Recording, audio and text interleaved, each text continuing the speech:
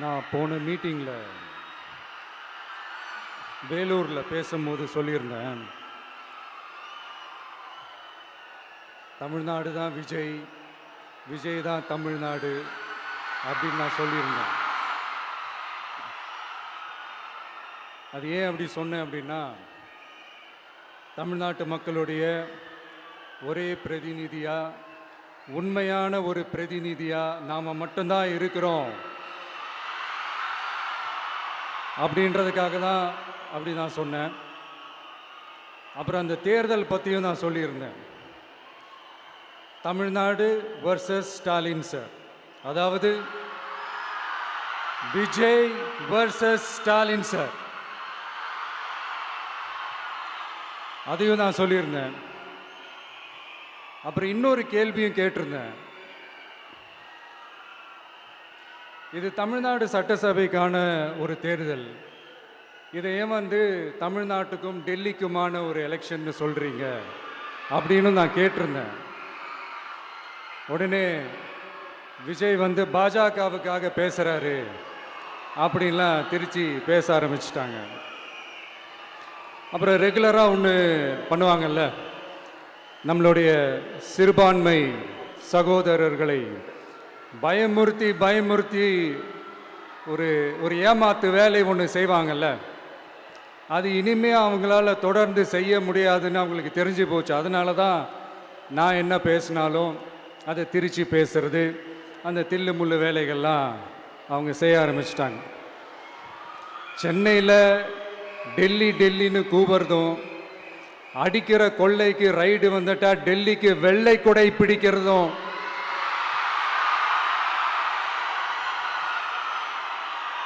இதெல்லாம் யாருன்னு உங்களுக்கே நல்லா தெரியும். தமிழ்நாட்டை காப்பாற்றுறது திமுக தான், தமிழ்நாட்டை பிழைக்க வைக்கிறது திமுக தான், இதெல்லாமே பண்ணுறது திமுக தான், ஸ்டாலின் சார் தான். இதெல்லாம் ஒர்க் அவுட்டே ஆகாது பாஸ்.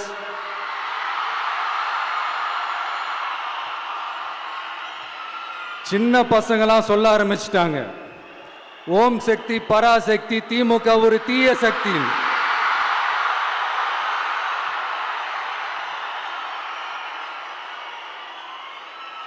அதனால் இந்த தமிழ்நாடு இன்னொன்று வேற ஒன்று சொல்கிறாங்க. அது என்னடான்னா, தமிழ்நாட்டு அணி டெல்லி அணியா. கிரிக்கெட்டில் கூட தமிழ்நாட்டு அணியை டெல்லி அணியால் தொட்டு கூட பார்க்க முடியாது.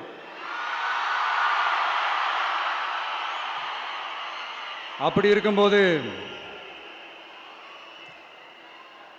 கிரிக்கெட்லையும் விசில போடுறது தமிழ்நாடு தான், சிஎஸ்கே.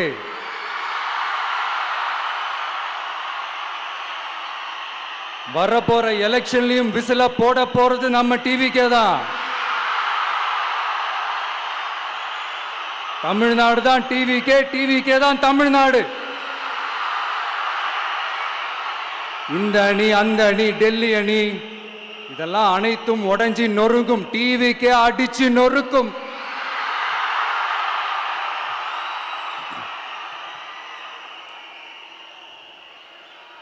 எனக்கும் என்னுடைய மக்களுக்கும் நடுவில் வேற யாராலையும் உள்ள நுழையவே முடியாது.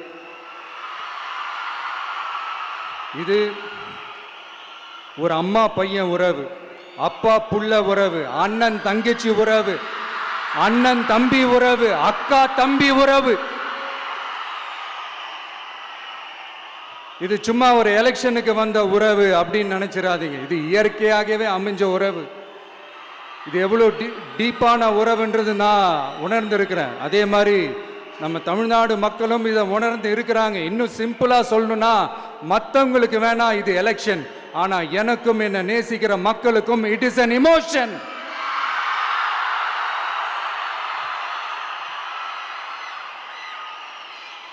And it is not an ordinary emotion. It is a powerful oceanic emotion.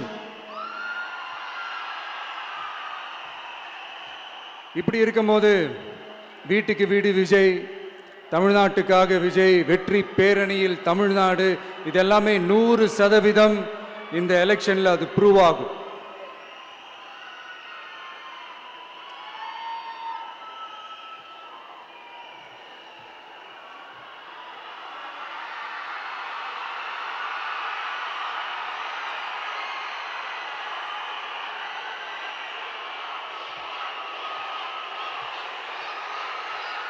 நீங்க எல்லாரும் எனக்கு இன்னொரு உறுதிமொழியை ஒன்று கொடுக்கணும்.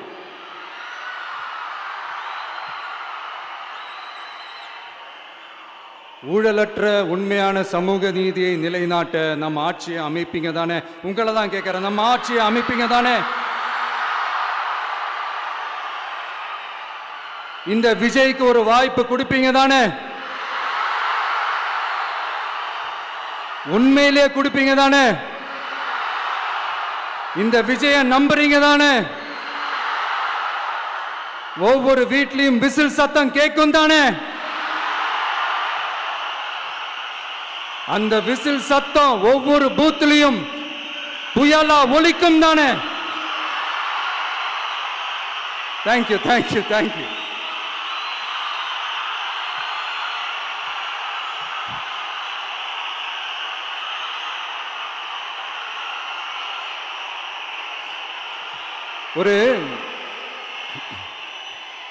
ஒரு டாக்டர் இருக்காருன்னா நாம் எப்போ அவரை பற்றி யோசிப்போம்? இப்போ நமக்கு ஏதாவது உடம்பு சரியில்லை அப்படின்னா அவரை யோசிப்போம், அவர் ஞாபகம் வரும். அது மாதிரி நமக்கு ஏதாவது ஒரு பிரச்சனை அப்படின்னா ஒரு வக்கீலை தேடிப்போம், அவர் ஞாபகத்துக்கு வருவார். இது மனித இயல்பு. அந்தந்த பிரச்சனை வரும்போது நம்ம அவங்கவுங்கள தேடி போவோம். ஆனால் ஆன் அ டெய்லி பேசிஸ் நம்ம சும்மா சாப்பிடும் போது கூட நம்மளை அறியாமல் ஒருத்தவங்களை பற்றி நினைப்போம், நம்மளை அறியாமல் அவங்களுக்கு நாம் நன்றி சொல்லுவோம்.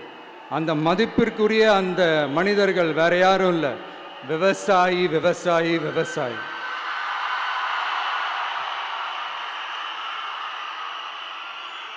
அவங்க பார்க்கறதுக்கு வேணா சாதாரணமாக இருப்பாங்க, ஆனால் அவங்க சாதாரணமான மனிதர்கள்லாம் கிடையாது. இந்த உலகத்தையும் மனிதர்களையும் படைச்சது கடவுள்னு சொல்லுவாங்க, ஆனால் அந்த கடவுளுக்கே படையல் போடுற உயர்ந்த மனிதர்கள் தான் நம்ம விவசாயிகள். இந்த பூமியில உயிர் இருக்குது, இந்த பூமியில பூ பூக்கும், காய் காய்க்கும், பூத்து குலுங்கும்னு இந்த பூமியை அழகா காட்டி இந்த பூமியை சாமி ஆக்கிறதுல இயற்கையோட சேர்ந்து நம்ம விவசாயிகளுக்கும் ஒரு முக்கிய பங்கு ஒன்று இருக்குது. அதனால நான் ஏதோ ஓவரா ஏதோ சொல்றேன்னு நினைக்காதீங்க. எனக்கு இந்த அடுத்த ஜென்மம் மறுபிறவியை பற்றியெல்லாம் எனக்கு தெரியாது. அது உண்மை அப்படின்னா அடுத்த ஜென்மத்தில் நான் ஒரு விவசாயி குடும்பத்தில் பிறக்கணும்னு ஆசைப்படுறேன்.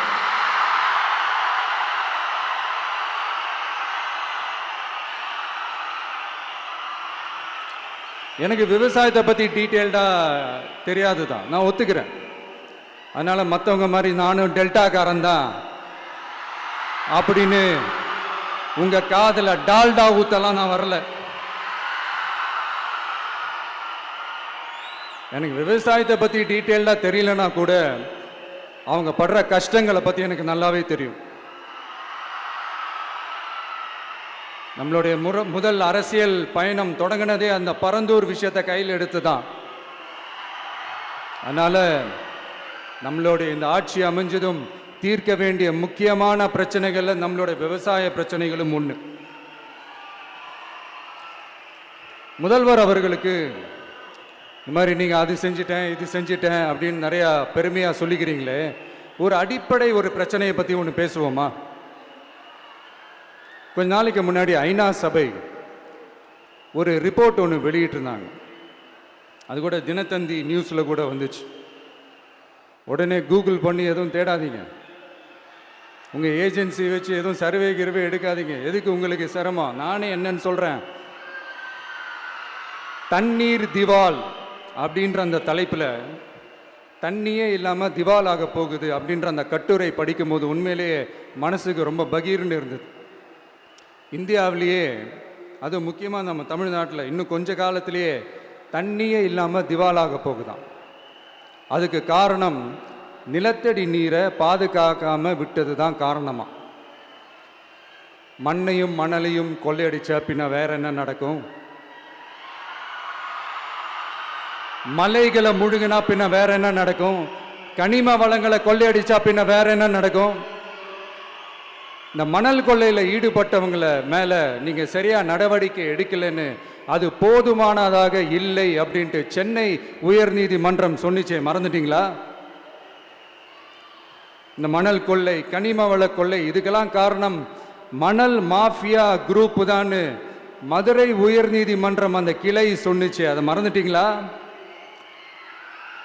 இந்த மணல் மாஃபியா குரூப்புக்கு ஆதரவு அளிக்கிறது யாரு? உங்க திமுக கவர்மெண்ட் தானே. அது இல்லைன்னு சொல்ல முடியுமா?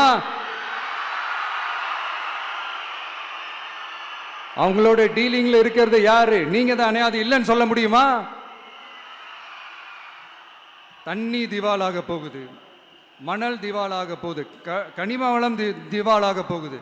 மொத்தத்தில் உங்க ஆட்சியில தமிழ்நாடு திவாலாக போகுது. கடன் மேல கடன் வாங்கிட்டு உங்க கவர்மெண்ட்டே குப்பராட்சி படுத்துக்குச்சு. உங்ககிட்ட பேசுறதும் ஒண்ணுதான். சரி, அதை விடுங்க.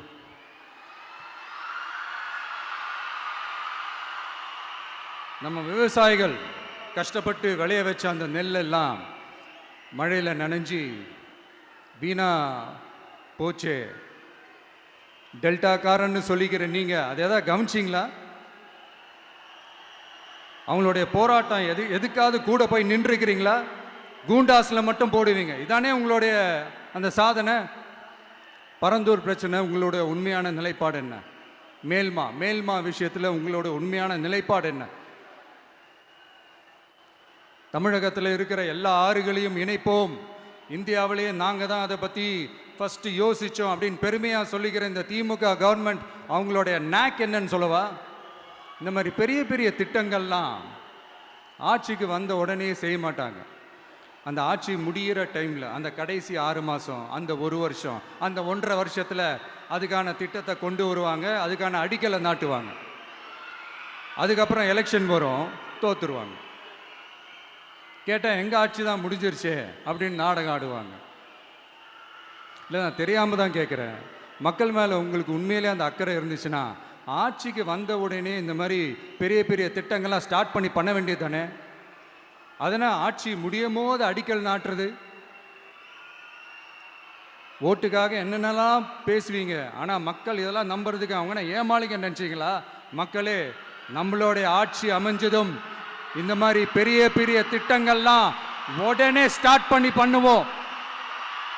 அதை அந்த 5 வருஷத்துக்குள்ள அதை முடிக்கவும் ட்ரை பண்ணுவோம். ஸோ இப்படிலாம் நம்ம பேசினா காவிரி பிரச்சனையில் உன் கருத்து என்ன, முல்லை பெரியார் பிரச்சனையில் உன் கருத்து என்ன, இப்படிலாம் அதெல்லாம் பற்றி உனக்கு என்ன தெரியுமா அப்படின்னு கேட்க ஆரம்பிச்சிருவாங்க. ஐயா, உலக மகா மேதைகளே, ROV, ரிமோட்லி ஆப்ரேட்டட் வெஹிக்கிள், அதை வச்சு தண்ணிக்குள்ளேயே போய் அணைகளோட உறுதித்தன்மையை ஆராய்ச்சி பார்க்குற வரைக்கும் நான் எல்லாம் தெரிஞ்சு தான் வச்சிருக்கிறேன். ஒருத்தன் சைலண்டாக இருக்கான், அமைதியாக இருக்கான்னா உடனே அவனுக்கு எதுவுமே தெரியாதுன்னு நினச்சிடாதீங்க. சும்மா கருத்து சொல்லிக்கிட்டு கம்பு சுற்றிக்கிட்டு இருந்தால் எல்லாமே நடந்துருமா? நசன் பேசி அதை கேட்டு மக்கள் வெறுத்து போயிட்டாங்க. உருப்படியா ஏதாவது யோசிங்கயான்னு மக்கள் நினைக்கிறத யாருக்கு தெரியுதோ தெரியலையோ, எனக்கு அது நல்லாவே தெரியுது. உரிய இடத்துக்கு போய் சம்பந்தப்பட்டவங்களோட பேசி அதுக்கான சொல்யூஷன் என்னன்னு தெரிஞ்சுக்கிட்டு அதை ப்ராப்பராக எக்ஸிக்யூட் பண்ணணும். அடுத்து, நம்மளுடைய கடல் விவசாயிகளான நம்மளுடைய மீனவர்களுடைய பிரச்சனைக்கு அப்பப்போ எந்திரிச்சு கடிதம் எழுதிட்டு திரும்ப தூங்க போயிடுவார். அவ்வளோதான், அதோட அது அப்படியே கிடக்கும். மானே, தேனே, பொன்மானே, இப்படிலாம் கடிதம் எழுதுறதெல்லாம் வேலைக்கே ஆகாது. ஒன்றிய அரசுக்கு அந்த உண்மையான உணர்வுபூர்வமான அந்த அழுத்தத்தை கொடுக்கணும். நம்ம மீனவர்கள் மேல அவங்க கையே வைக்கக்கூடாது, கையே வைக்க விடக்கூடாது. அவங்களுக்கான அந்த பாதுகாப்பு பக்காவா இருக்கணும். அதுதான் நம்மளுடைய ஒரே அஜெண்டா. மீனவர்களே, அடுத்து நம்மளுடைய ஆட்சி தான். கவலைப்படாதீங்க, தைரியமா இருங்க, உங்களுக்கான பாதுகாப்பு பக்காவா இருக்கும். இப்படி இருக்கும்போது அடுத்ததும் நாங்க தான் அப்படின்னு சிஎம் சார் சொல்லுவாங்க. அதெல்லாம் நடக்கவே நடக்காது. 2வது முறை வந்ததெல்லாம் சரித்திரமே கிடையாது. இந்த சைனாவில் கிரேட் வால் ஆஃப் சைனா கேள்விப்பட்டிருப்பீங்க. அதோடைய நீளத்தை விட பெரிய டாஸ்க் இது. ஆனானப்பட்ட அவங்க அப்பாவாலே முடியல.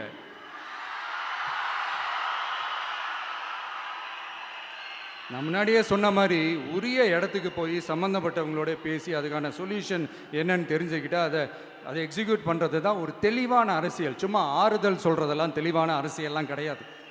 அதெல்லாம் ஒரு ஹம்பக் அரசியல். அரசியலுக்கு வந்துட்டா கலெக்ஷன் பார்க்கலாம் அப்படின்றதெல்லாம் அரசியல் கிடையாது. உண்மையிலே மக்களுக்கான அந்த உழைப்பு இருக்கணும். அதனால தான் நாம் அரசியலுக்கு வந்திருக்கிறோம். இது எதிரிங்களுக்கு நல்லாவே தெரியும். அதனால தான் நம்மளை சுற்றி அத்தனை சதிகள். அதில் முக்கியமான சதி என்ன தெரியுமா? இதை பாரு, ஒன்று நீ இல்லைனா நான் இல்லைனா நீ இல்லைனா நான். நமக்குள்ள வேற எவனும் நடுவில் வந்துடக்கூடாது. நாம 2 பேரால மட்டும்தான் மக்களை ஈஸியா ஏமாத்த முடியும். இந்த விஜய் வந்ததுனால நமக்கு பொழப்பே போச்சு. மக்கள் வேற அவனை தான் நம்புறாங்க. நாம வெளியே அடிச்சுக்கிற மாதிரி அடிச்சுக்கிட்டாலும் உள்ள நம்மளுடைய டீலிங் பக்காவா இருக்கணும். மக்களோட ஃபீலிங்ஸை பத்திலாம் நமக்கு கவலை இல்லை. நமக்கு டீலிங் தான் முக்கியம். மாத்தி ஆட்சிக்கு வந்துடலாம்னு நினைச்சோம். ஆனா அது நடக்காது போல் இருக்கு. அதனால நீ என்ன பண்ற? எஸ்ஓபின்னு போட்டு ஒரு பக்கம் அவனை தடுத்துரு, இன்னொரு பக்கம் அவன் மேல பழி போட்டு நானும் தடுத்துறேன். என்ன ஓகேவா? டீலிங் ஓகேவா? ஓவர்.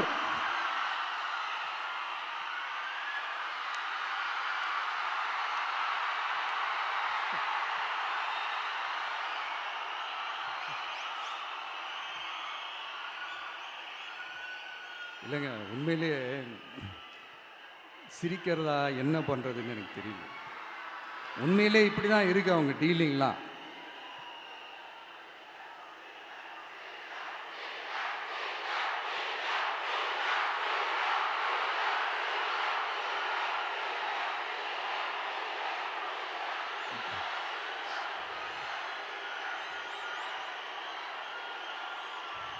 இப்படி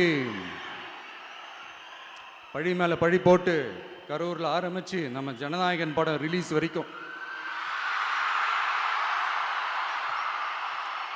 ஆனால் அந்த ரிலீஸ் பிரச்சனையில் நிறைய பேர் குரல் கொடுத்தாங்க. முக்கியமாக நம்மளுடைய முதல்வர் அவர்கள் கூட பூசி முழுகி பட்டும் படாமல் குரல் கொடுத்தாங்க. But what ever it is, குரல் கொடுத்த அவங்களுக்கும் மற்றவங்க எல்லாருக்கும் இந்த நேரத்தில் என்னுடைய நன்றியை தெரிவிச்சுக்கிறேன். இப்படி நம்ம வெளிப்படையாக பேசுறதுனால சிஎம் சாரோட மனநிலை இப்போ எப்படி இருக்கும் தெரியுமா? ஏற்கனவே கட்சிக்காரங்க தொல்லை தாங்க முடியல, தூங்க விட மாட்டேறாங்க. இந்த விஜயும் வந்து தூங்க விட மாட்டான். நம்ம பாட்டுக்கு ஹைவேல சைக்கிளில் சோலாவா போலான்னு நினைச்சோம். இவன் நாடானா மக்கள் சக்தியோட வந்துட்டு இருக்கான். இவன் தான் கேள்வி கேட்கறான்னு பார்த்தா மக்களையும் கேள்வி கேட்க வைக்கிறான். 1000 ரூபாய் கொடுத்துட்டு இருந்தோம், 5000 ரூபாய் கொடுத்து ஏமாத்தலான்னு பார்த்தா அதையும் கேள்வி கேட்க வைக்கிறான். விசில் சத்தம் வேற விண்ண முட்டுது. கூட்டணி கட்சிகள் தொல்லை வேற தாங்க முடியல. இவன் பண்ற பிரச்சாரத்தையாத்த முடக்கலான்னு பார்த்தா அப்பவும் மக்கள் அவன் பின்னாடி தான் நிக்கிறாங்க. என்ன பண்றது ஏது பண்றதுன்னு தெரியாத ஒரு மனநிலையில இருப்பாரு. ஆனா சார், நீங்க இந்த விஜயம் முடக்கலாம். ஆனா ஒவ்வொரு வீட்டில் இருக்கிற ஒவ்வொரு விஜயையும் உங்களால முடக்கவே முடியாது.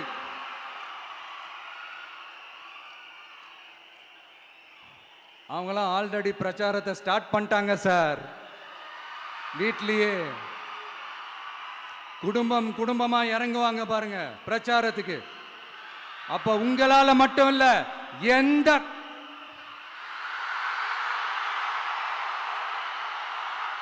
யாராலையும் தடுக்க முடியாது.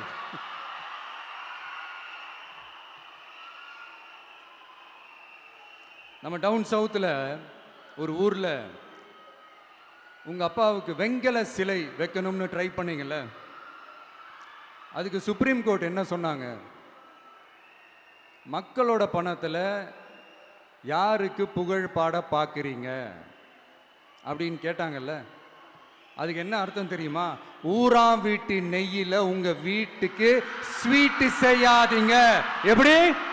ஊராம் வீட்டு நெய்யில உங்க வீட்டுக்கு ஸ்வீட் செய்யாதீங்கன்னு அர்த்தம்.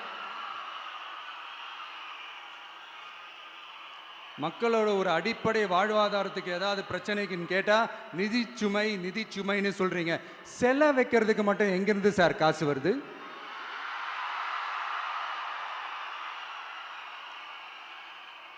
முதல்ல மக்களுக்கு அந்த சோறுக்கு வழி பாருங்க சார்.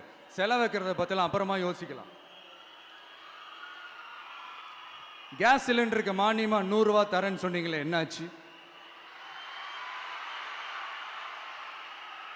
கரும்புக்கு ஆதார விலையா 4000 ரூபாய் தரேன்னு சொன்னீங்களே, என்னாச்சு? ரொம்ப நாள் கல்யாணமே ஆகாம இருக்கிற பெண்களுக்கு அவங்களுடைய கல்வி தகுதிக்கு ஏற்ப அரசு வேலை கொடுப்போம்னு சொன்னீங்களே, என்னாச்சு? இதெல்லாம் வெறும் சாம்பிள் தான். இதோட ஹைலைட் ஒன்று இருக்கு.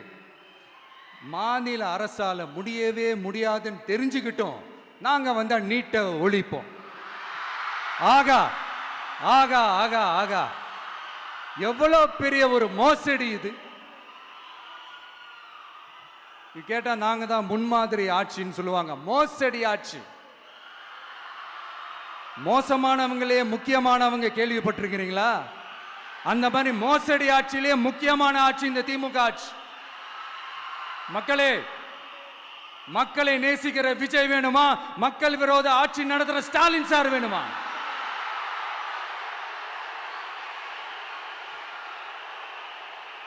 இந்த விஜய் நம்புறீங்களா, ஸ்டாலின் சார் நம்புறீங்களா?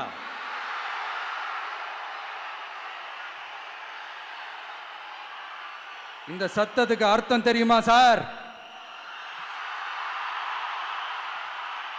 ஸ்டாலின் தொடரட்டும் அப்படின்னு அர்த்தம் கிடையாது. தீய சக்தி திமுக ஆட்சி மறையட்டும், தூய சக்தி டிவிகே ஆட்சி வரட்டும். நானும் உதிக்கட்டும்னு சொல்லாம்னு நினைச்சேன், பார்த்தா அதை வேற திருச்சி பேச ஆரம்பிச்சிருவாங்க. திருநெல்வேலியில், நாங்குநேரியில் இப்போ ரீசெண்டா ஒரே லைன்ல சொல்லணும்னா, நம்ம நண்பர் ஒருத்தர் ட்வீட் போட்டிருந்தாரு, அதையே சொல்றேன். ஸ்டாலின் தொடரட்டும், சட்டம் ஒழுங்கு சந்தி சிரிக்கட்டும். இதுதான் அந்த பிரச்சனைக்கு ஒரே லைன்.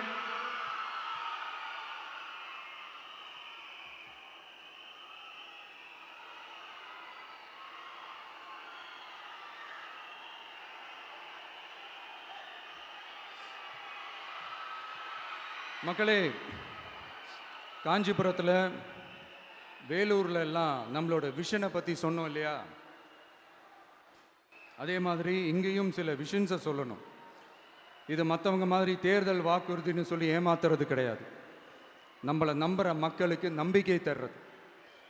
நம்ம ஆட்சிக்கு வந்ததும் இதெல்லாம் செய்ய நடவடிக்கை எடுப்போம்னு சொல்றது. டெல்டா விவசாயிகள் சமீபத்தில் கூட உரத்தட்டுப்பாட்டை சந்திச்சிங்கல்ல. சில பேர் உரத்தை பதுக்கி வச்சு அதிக விலைக்கு விற்றதா நியூஸ்லாம் கூட வந்துச்சு. நம்ம டிவிக்கு ஆட்சி வந்ததும் உரத்தட்டுப்பாடு இல்லாம பார்த்துக்குவோம். 5 ஏக்கர் வரை நிலமுள்ள விவசாயிகள் வேளாண் கூட்டுறவு வங்கிகளில் வாங்கிய பயிர் கடன் முழுமையாக ரத்து செய்வதற்கும், 5 ஏக்கருக்கு மேல் உள்ள விவசாயிகள் வேளாண் கூட்டுறவு வங்கிகளில் வாங்கிய பயிர்க்கடன் 50% வரை ரத்து செய்வதற்கான சாத்திய கூறுகளை ஆராய்ந்து உறுதியாக நடவடிக்கை எடுப்போம். திமுக மாதிரி எல்லாருக்கும்னு சொல்லிட்டு அதுல தகுதி ஃபிக்ஸ் பண்ணி பாகுபாடு காட்டி ஏமாற்ற மாட்டோம். எல்லாத்தையும் வெளிப்படையாக சொல்லுவோம்.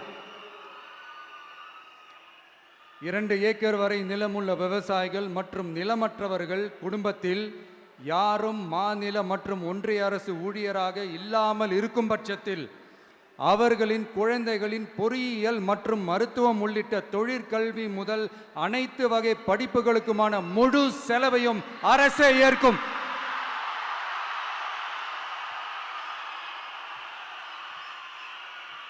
விவசாயிகளின் விருப்பத்திற்கு எதிராக எந்த திட்டமாக இருந்தாலும், ஒன்றிய அரசின் நெருக்கடியே இருந்தாலும், அந்த திட்டத்தை உங்களுடைய டிவிகே ஆட்சி முழுமையாக நிராகரிக்கும். எப்போதும் விவசாயிகளின் பக்கமே நம் ஆட்சி நிற்கும். கொள்முதல் நிலையங்களில் முறையாக நெல் மூட்டைகள் பாதுகாக்கப்படும். நெல் முளைத்து வீணாவதை பார்த்து கொண்டு நமது அரசு சும்மா இருக்காது. போதுமான கொள்முதல் நிலைய வசதிகள் ஏற்படுத்தப்படும். அதே போல கொள்முதல் நிலையங்களில் கொள்முதல் செய்வதற்கோ மூட்டை ஏற்றி இறக்கவோ ஒரு பைசா கமிஷன் வாங்காமல் பார்த்து கொள்ளப்படும். அப்படி கமிஷன் வாங்குவது யாராக இருந்தாலும் கடும் நடவடிக்கை எடுக்கப்படும்.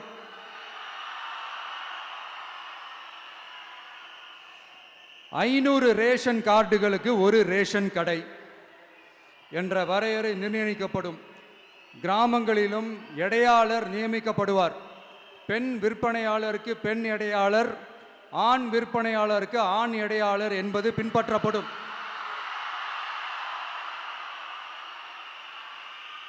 ரேஷன் கடைகளில் அரிசி தவிர அனைத்து பொருள்களும் பாக்கெட் செய்து விநியோகிக்கப்படும்.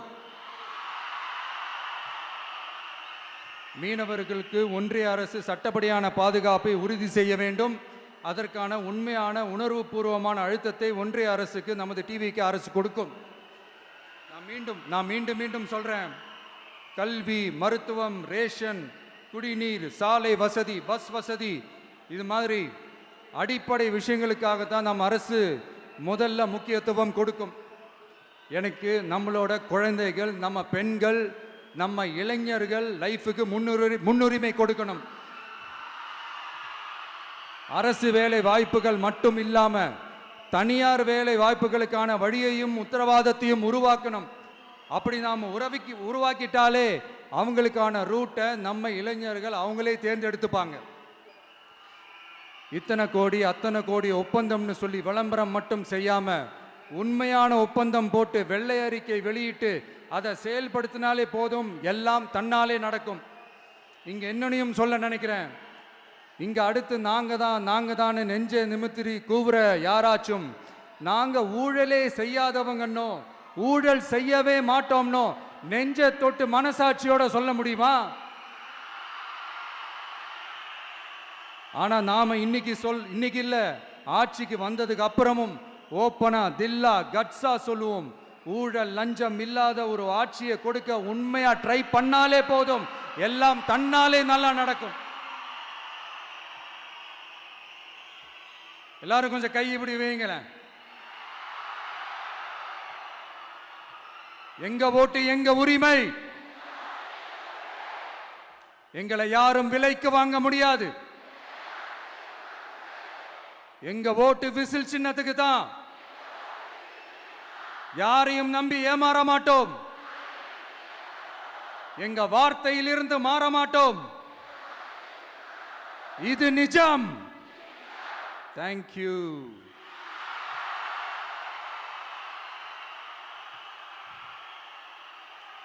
என் நெஞ்சில் குடியிருக்கும் தஞ்சை மக்களே,